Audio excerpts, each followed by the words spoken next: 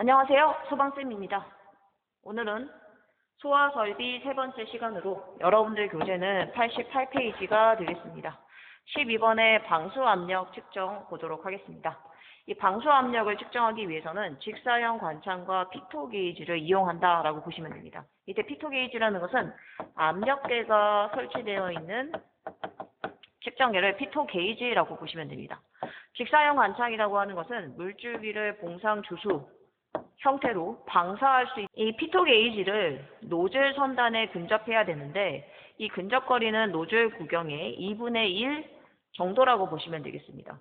옥내 소화전의 노즐 구경 같은 경우는 13mm입니다. 그러면 13mm의 2분의 1이면 6.5mm가 되겠죠. 따라서 이 거리가 6.5mm이다 라고 보시면 됩니다. 방수 압력을 측정해서 정상 압력 범위에 있는지 확인을 하셔야 되는데 이때 정상 압력은 그렇죠. 0.17 이상 0.7 메가파스칼 이하로 보시면 됩니다. 옥내 소화전의 방수 압력이다 라고 보시면 됩니다. 이 피토 게이지와 직사형 관창은 위치상 직각을 이루고 있습니다. 따라서 90도이기 때문에 피토 게이지는 수직으로 측정해야 한다. 수직을 여러분들이 기억을 하시면 되겠습니다. 초기 방수 시에는 물속에 이물질이 존재할 수 있기 때문에 이물질이나 공기를 완전히 배출한 후에 측정을 해야지 막힘이나 고장이 없다라고 생각하시면 됩니다. 괄호 문제 풀어보겠습니다. 방수 압력 측정 시의 정상 압력에 대해서 물어봤습니다. 정상 압력은 그렇죠. 0.17 이상 0.7 이하이다. 방수 압력의 측정은 노즐 선단에 어떻게 근접해야 됩니까?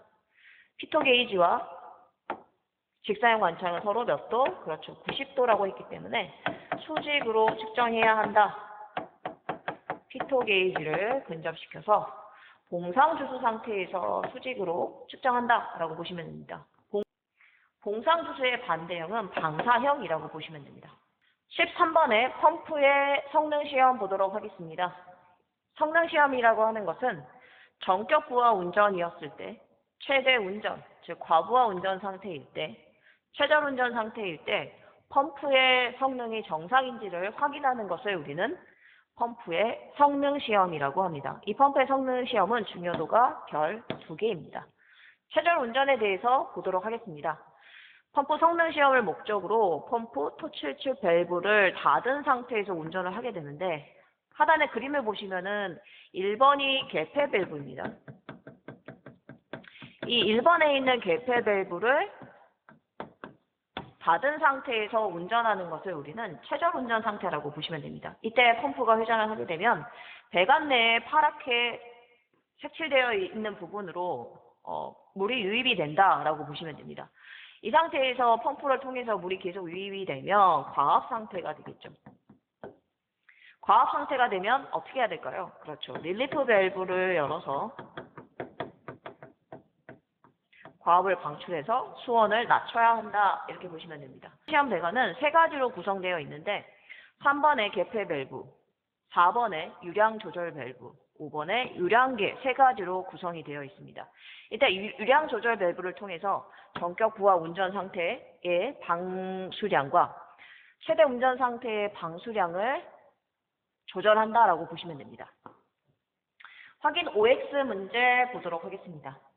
펌프의 성능 시험을 목적으로 토출측 밸브를 닫는 상태를 우리는 그렇죠. 최저 운전 상태라고 했기 때문에 답은 5가 되겠습니다.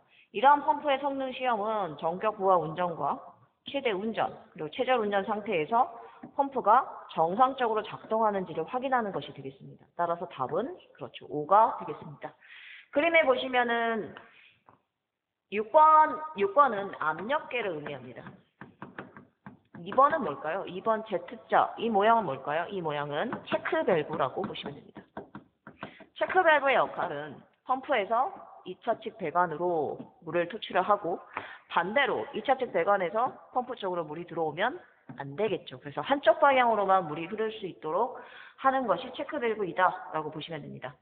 89페이지 빈 공간에 같이 그림을 하나 그려보도록 하겠습니다. 펌프를 그려주시고 펌프가 굴러가면 안 되기 때문에 받침대를 이와 같이 그려주시면 됩니다. 물이 좌측에서 펌프 쪽으로 들어오겠죠? 그러면 배관을 통해서 토출이 된다라고 보시면 됩니다. 토출 쪽에는 체크 밸브와 개폐 밸브가 있어야 되겠죠. 상단에는 뭐가 있습니까? 이와 같은 그렇죠. 수격 장치가 있습니다. 펌프하고 개폐 밸브 사이의 분기점에서 배관을 하나 분기를 시킵니다. 이때 개폐 밸브와 유량계 그리고 유량 조절 밸브 이렇게 그려주시면 이 부분이 바로 펌프 성능 시험 배관이다. 이렇게 보시면 되겠습니다. 따라서 배관 끝에서 물이 방사가 되겠죠. 이 배관과 체크 밸브 사이의 분기점에서 라인을 하나 더 그려서 여기에 압력계를 그려주시면 됩니다. 유량 밸브를 통해서 방수량을 조절하고 방수량에 따라서 압력계의 값을 읽어주면 펌프의 성능 시험을 할 수 있다라고 보시면 됩니다. 먼저 감시 제어반은 선택 스위치를 정지 상태로 두어야 하며 동력 제어반이 MCC의 경우에는 어떻게 해야 될까요? 그렇죠. 수동 상태이어야지 수동으로 펌프를 기동하고 정지할 수 있다.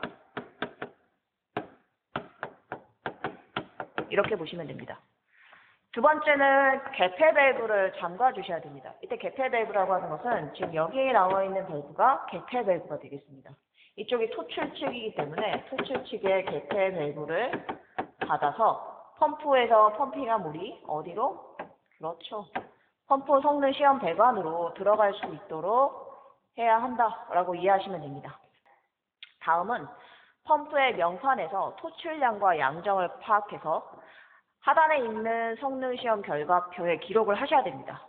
그럼 우측의 소방펌프의 명판의 내용을 보도록 하겠습니다. 전향정이 현재 60m인데 이 60m가 바로 압력이라고 보시면 됩니다.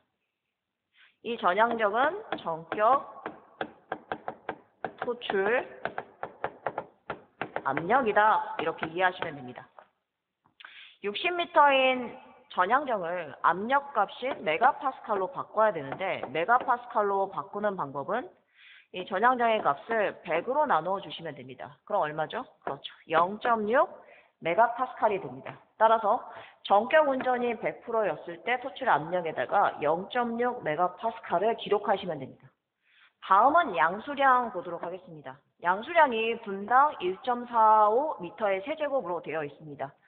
성능시험 결과표에는 토출량이 리터 단위로 되어 있기 때문에 이것을 리터 단위로 바꿔주셔야 됩니다. 분당 리터로 바꾸기 위해서는 1리터의 세제곱은 1000리터이겠죠. 따라서 1000배 해주시면 됩니다. 곱하기 1000. 그럼 얼마입니까? 1450리터 퍼 미닛이 되겠죠. 따라서 전격 운전 시의 토출량에 1450리터 퍼 미닛을 적어주시면 되겠습니다. 다음은 최저 운전 보도록 하겠습니다. 토출량이 없기 때문에 토출량이 0이 됩니다. 최대 운전의 경우에는 전격 유량의 150%로 운전하는 것을 우리는 최대 운전이라고 합니다. 그러면 150%면 숫자로 바꾸면 얼마일까요? 그렇죠. 1.5배가 되겠죠. 100분율이기 때문에 150을 100으로 나눠주시면 1.5배가 됩니다. 따라서 1450에다가 곱하기 1.5배를 하시면 2175리터 퍼 미닛이 됩니다. 다음은 최저 운전이었을 때 토출 압력에 대해서 보도록 하겠습니다. 이 토출 압력이 릴리프 작동 압력이라고 보시면 됩니다. 즉 0.84 메가파스칼이 되면 릴리프 밸브가 열려서 과압이 방출된다라고 보시면 됩니다. 이 0.84는 이 전격 운전 상태의 압력의 몇 배? 140%이기 때문에 곱하기 1.4배를 해주시면 됩니다. 따라서 0.84 메가파스칼을 기록하시면 되고 전격 유량이 150%로 운전하게 돼버리면 토출량이 많아지게 되면 압력이 어떻게 될까요? 당연히 압력이 떨어지게 되겠죠. 따라서 압력이 떨어지더라도 65% 이상을 유지해야 한다라는 기준이 있습니다. 65%이면 100으로 나눴을 때 곱하기 0.65가 되겠죠. 0.6에다가 곱하기 0.65로 하면 0.39 메가파스칼이 됩니다. 다음으로 해야 될 일은 유량계에다가 100% 토출량과 150% 토출량을 표시를 해주셔야 됩니다. 그럼 100% 토출량이 얼마였습니까? 그렇죠. 1450이었겠죠. 흰색 펜으로 1450에 체크를 하시고 최대 운전인 150이었을 때는 유량계에다가 이와 같이 2175 위치에다가 표시를 해주시면 되겠습니다. 다음으로 최저운전 보도록 하겠습니다. 최저운전이 영어로 no flow라고 되어 있죠. 흐르지 않는다, 즉 토출측으로 물이 흐르지 않는다라고 보시면 됩니다.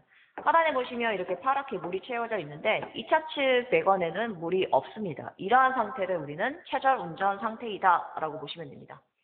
최저운전 순서 보도록 하겠습니다. 2차 측의 개폐 밸브와 유량 조절 밸브를 모두 닫습니다. 그러면 토출량이 0이 되겠죠. 이 릴리프 밸브에 보시면 상단에 나사가 이렇게 나 있습니다. 나사산이 나 있기 때문에 이 릴리프 밸브의 뚜껑을 열어서 나사산을 노출시킵니다. 그런 다음에 펌프를 기동하게 되면 이 배관 내로, 순환 배관 내로 물이 공급이 됩니다. 이때 릴리프 밸브를 시계 방향으로 조이게 되면 압력이 당연히 올라가고 반시계는 나사가 풀리는 방향이기 때문에 압력이 낮아진다라고 보시면 됩니다. 릴리프 밸브를 조정해서 전격 토출 압력의 140호 미만에서 개방되도록 조정을 해야 되는데 조정하는 방법은 이 릴리프 밸브에는 사이트 글라스라고 해서 유리창이 붙어 있습니다. 이 유리창을 통해서 물이 한 절반가량 흐르는 것이 보이면 총을 마치고 펌프를 정지하게 되고 2차 측 개폐 밸브를 열어주시면 이 릴리프 밸브 세팅이 끝난다라고 보시면 됩니다. 괄호 문제 풀어보도록 하겠습니다. 최저 운전 시 릴리프 밸브의 나사를 조이면이라고 했는데 조이는 방향이 어떤 방향입니까? 그렇죠. 시계 방향이 되겠죠. 조이게 되면 압력이 올라가고 풀면이라고 했는데 푸는 방향은 그렇죠. 반시계 방향이 되겠죠. 풀게 되면 압력이 낮아진다라고 보시면 됩니다. 2번 보도록 하겠습니다. 릴리프 밸브를 조정하여 전격 토출 압력의 140% 그렇죠. 미만에서 개방이 되도록 조정한다라고 보시면 됩니다. 다음은 100% 유량 운전인 전격 부하 운전이었을 때 전격 토출 압력을 측정하는 방법에 대해서 보도록 하겠습니다. 앞에서 성능시험 배관에 개폐 밸브와 유량계 그리고 유량 조절 밸브를 봤습니다. 이때 개폐 밸브를 일단 개방을 완전히 하고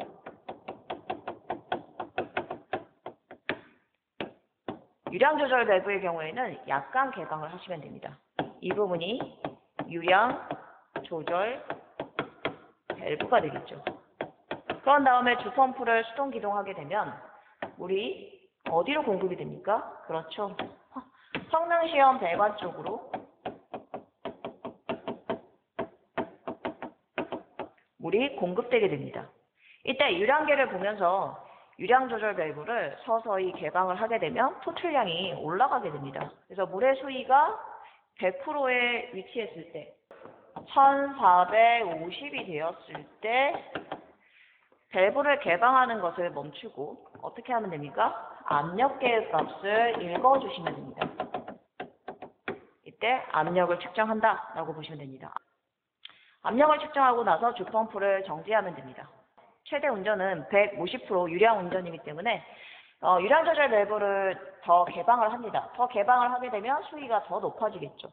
높아지는데 2175, 즉 150%가 됐을 때 밸브 개방을 멈추고 그때의 압력값을 확인하면 됩니다. 최대 운전인 경우에는 압력계의 압력값이 전격 토출 압력의 65% 이상이 되는지를 확인하시고 전격 부하 운전의 경우에는 전격 토출 압력 이상이 되는지를 시험을 하시면 되겠습니다.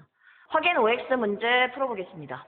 펌프의 성능 시험에서 감시 제어반의 선택 스위치는 수동이 아니라 그렇죠. 정지 상태로 두고 동력 제어반의 선택 스위치는 그렇죠. 동력 제어반을 수동으로 두어야지 수동으로 주펌프를 기동하고 정지시킬 수 있다고 했습니다. 따라서 답은 X가 되겠습니다. 최대 운전의 개념에 대해서 물어봤는데 유량이 몇 프로입니까? 그렇죠. 전격 토출량의 150%일 때라고 했습니다. 유량이 많아지면 압력이 당연히 떨어질 수밖에 없겠죠. 따라서 압력값은 전격 토출 압력의 65% 이상이 되는지를 확인하시면 됩니다. 답은 5. 다음은 복구 방법 보도록 하겠습니다. 펌프 성능 시험이 끝나게 되면 성능 시험 배관상에 있는 개폐 밸브와 유량 조절 밸브는 닫으셔야 됩니다. 두 개는 닫고 반대로 닫아두었던 토출 측 개폐 밸브는 그렇죠. 개방을 해야 됩니다. 따라서 오픈한다 라고 보시면 됩니다. 제어반의 주펌프와 충합펌프 선택 스위치는 어떻게 해야 됩니까? 그렇죠. 자동 상태로 변화를 해야 된다. 이 부분 별 하나. 세 번째, 펌프의 성능 판단 보도록 하겠습니다. 이 펌프의 성능을 우리가 펌프의 성능 곡선을 통해서 파악할 수 있는데 그래프가 포물선을 이루고 있습니다. 이때 X축은 유량을 의미하기 때문에 분당 미터 단위를 쓰고 Y축은 양정인 미터 단위를 쓴다라고 보시면 됩니다. 이때 양정은 압력을 의미하며 이 압력을 우리가 메가파스칼로 이해하셔도 무관합니다. 메가파스칼이다. 100% 유량이라는 것은 앞에서 성능시험 결과표에서 우리가 1450을 구했습니다. 1450이었을 때는 100% 이상의 압력이 나와야 됩니다. 이때 100%의 압력이라는 것은 앞에서 전향정이 60m이기 때문에 압력이 0.6메가파스칼을 우리는 100% 전격 토출 압력이라고 했습니다. 같이 유량이 1450이었을 때 압력이 0.6 이상이 나와야지 펌프의 성능이 정상이다라고 판단하시면 됩니다. 유량을 150%로 증가하면 어떻게 될까요? 150%로 증가하면 2175가 나왔습니다. 1.5배를 했기 때문에 이때의 양정은 얼마입니까? 그렇죠. 65%입니다. 65%라고 하면 0.39 메가파스칼입니다. 따라서 유량이 증가하더라도 압력이 0.39 이상이 되어야지 펌프의 성능이 양호하다라고 판단하는 것입니다. 마지막으로 최저운전 보도록 하겠습니다. 최저운전은 유량이 없는 상태, 즉 0인 상태입니다. 그럼 Y축과 만나는 점이 이 점인데 이 점이 지금 140%로 되어 있습니다. 이 점을 우리는 최저운전점이고 140%라는 것은 압력으로 바꾸게 되면 이 0.6의 1.4배가 됩니다. 따라서 0.84 메가파스칼이 최저운전점의 압력이다라고 보시면 됩니다. 이와 같이 100%에서 140%인 0.6에서 0.84 메가파스칼 이 범위에서는 릴리프 밸브가 개방이 되어야지 과압이 방출될 수 있다라고 판단하시면 됩니다.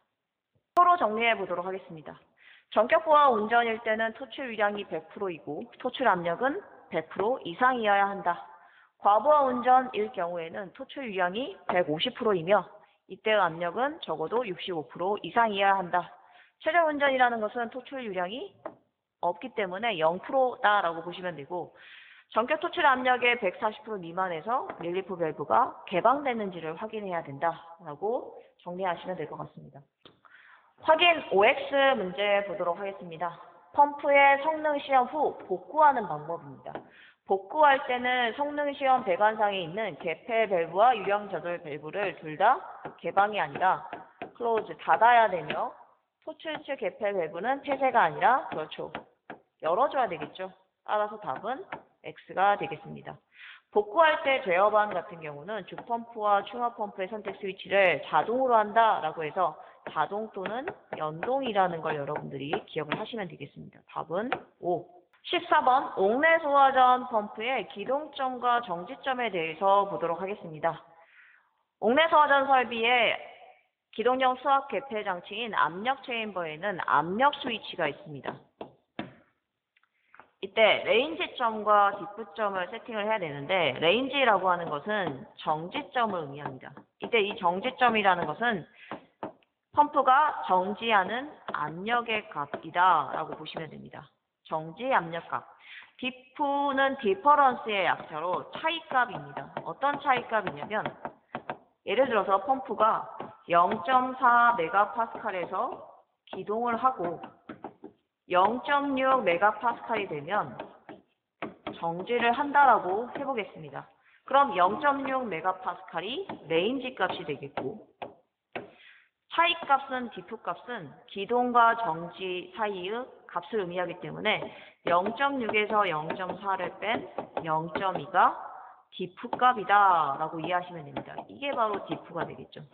차이 값은 정지 압력에서 기동 압력을 뺀 값이다 라고 여러분들이 이해하시면 됩니다.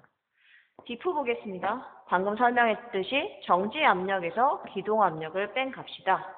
그럼 기동 압력을 구하려면 기동 압력을 좌측으로 넘기고 디프를 우측으로 넘기면 되겠죠.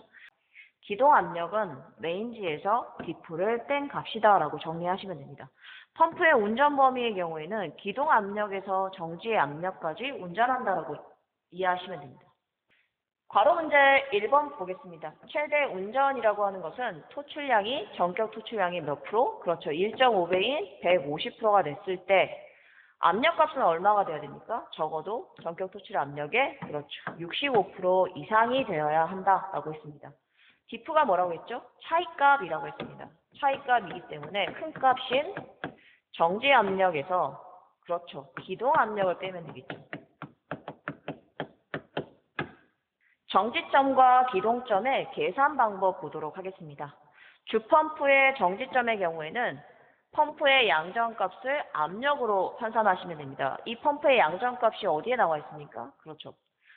펌프의 명판에 나와 있기 때문에 명판을 확인하시고 양정을 보시면 됩니다. 예를 들어서 양정이 80이라고 하면 이를 100으로 나누면 그렇죠. 0.8 메가파스칼이 주펌프의 정지점이 됩니다. 그럼 그래프로 나타내 보도록 할게요.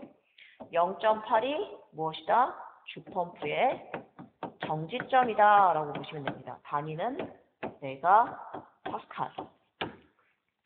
다음 충압펌프의 정지점 보도록 하겠습니다. 주펌프보다는 0.05에서 0.1 낮게 설정한다 나와 있는데 보통 0.05 낮게 설정합니다. 따라서 0.8에서 0.05를 빼면 그렇죠. 0.75가 바로 충압펌프의 정지점이다 라고 보시면 됩니다. 충압펌프를 설치하는 이유는 뭐냐면 압력을 보충한다는 뜻이기 때문에 주펌프의 빈번한 작동을 방지하기 위해서 충압펌프의 정지점이 낮다라고 생각하시면 됩니다. 기동점 보도록 할게요. 주펌프의 기동점 같은 경우는 자연 낙차압이라고 되어 있는데 건축물의 높이라고 보시면 됩니다. 거기에다가 옥내 소화전 설비의 경우에는 0.2 메가파스칼을 더하고 스프링클러 설비는 0.15 메가파스칼을 더한다라고 보시면 됩니다. 이때 압력을 더해주는 이유는 여러 부분에서 마찰이 발생합니다. 따라서 마찰 값을 보완해주기 위해서 더한다라고 보시면 됩니다. 그럼 예를 들어서 10m 건물이라고 하겠습니다. 그럼 압력 값으로 바꾸면 100을 나눠주시면 되겠죠. 100으로. 그럼 얼마입니까? 그렇죠. 0.1 메가파스칼이겠죠. 이 0.1 메가파스칼이 자연 낙차압이고 여기에 0.1을 더하면 그렇죠. 0.3이 됩니다. 이 0.3이 바로 주펌프의 기동점이다 라고 보시면 됩니다.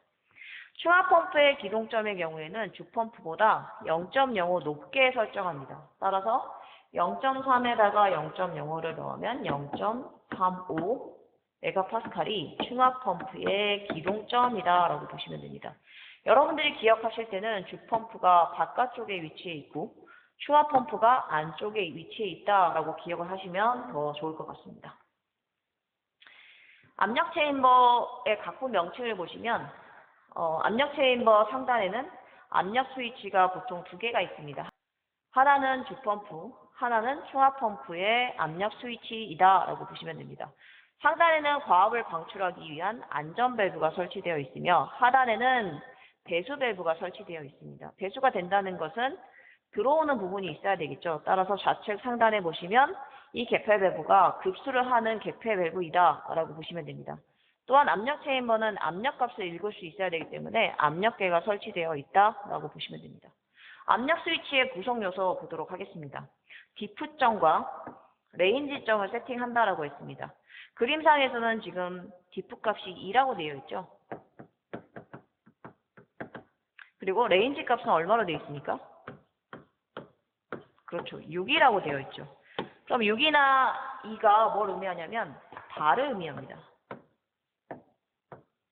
즉 6바에서 정지한다라고 보시면 되고 6에서 2를 빼면 4바가 되겠죠.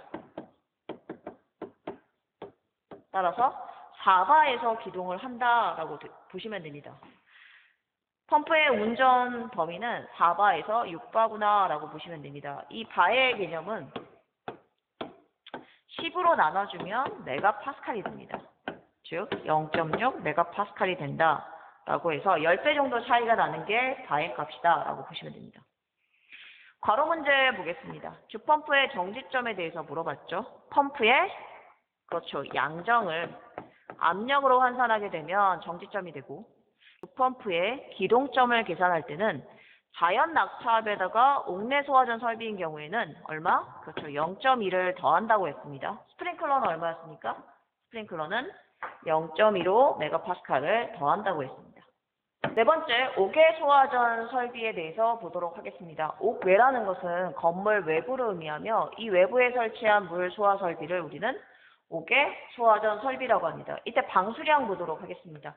방수량이 분당 350리터 이상이라고 했고 방수 압력이 0.25 메가파스칼 이상, 0.7 메가파스칼 이하라고 했습니다. 우리가 앞에서 옥내 소화전 설비에 대해서 학습을 했고 이때 방수량이 얼마였습니까? 그렇죠. 130리터 per minute 이상이었습니다. 방수 압력은 얼마였습니까? 그렇죠. 0.17부터 0.7이었습니다. 방수 압력의 경우는 최대값이 0.7로 같습니다. 하지만 방수 압력의 값은 0.17에 비해서 높고 130에 비해서도 350으로 높다라고 보시면 됩니다. 이와 같이 옥외 소화전 설비의 방수량과 방수 압력이 높은 이유가 뭘까요? 왜냐하면 특정 소방 대상물인 건물 내부에 설치하는 것이 옥내 소화전이기 때문에 건물 내부에서 화재가 발생이 되면 건물 내에서 물을 방사를 하게 됩니다. 하지만 옥외 소화전 설비의 경우에는 건물 밖에 옥외 소화전이 설치되어 있고 건물에 화재가 발생이 되면 이 건물을 향해서 물을 방사하게 됩니다. 따라서 옥외 소화전 설비가 훨씬 많은 양의 물이 필요하고 그리고 높은 압력이 필요하다라고 이해하시면 됩니다. 수원의 용량 보도록 하겠습니다. 앞에서 우리가 수원의 양을 기호로 Q라고 했습니다. 이때 Q를 구하는 방법은 그렇죠. 방수량인 350에다가 초기 소화 시간이 몇 분이었습니까? 20분이었죠. 그리고 여기에 옥외 소화전의 개수인 N을 곱해야 됩니다. 2개 곱하면 얼마입니까? 그렇죠. 7,000이 되겠죠. 7,000에다가 N개의 옥외 소화전의 개수를 곱하고 단위는 미터가 됩니다.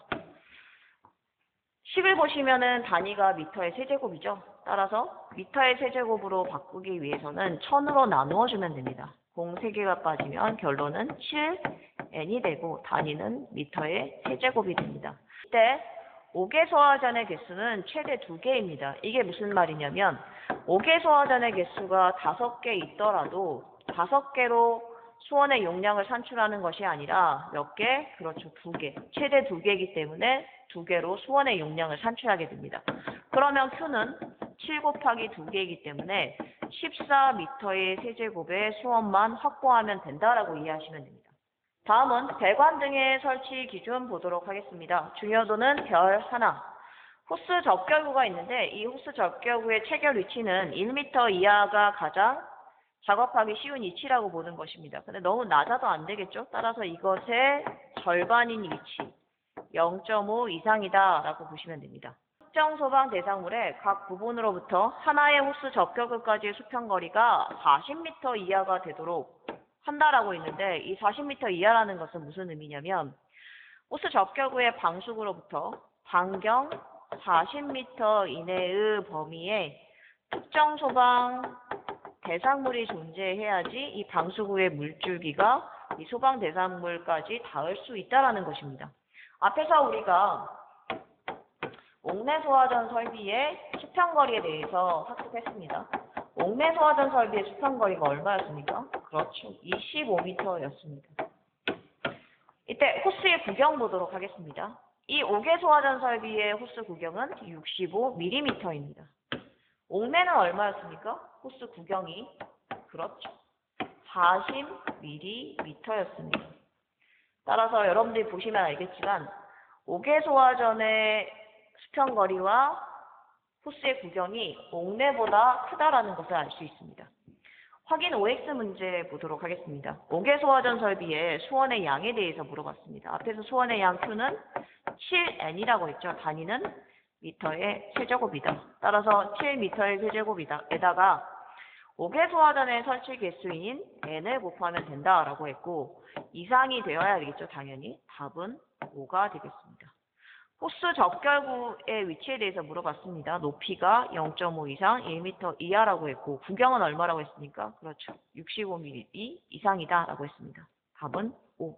다음은 5개 소화전 함의 설치 기준 보도록 하겠습니다. 하단의 그림을 보시면 5개 소화전이 이와 같이 설치가 되어 있고 방수구가 양쪽에 2개가 있기 때문에 이 타입은 쌍구형이라고 보시면 됩니다. 2개의 구멍이 있는 타입이다라고 보시면 됩니다.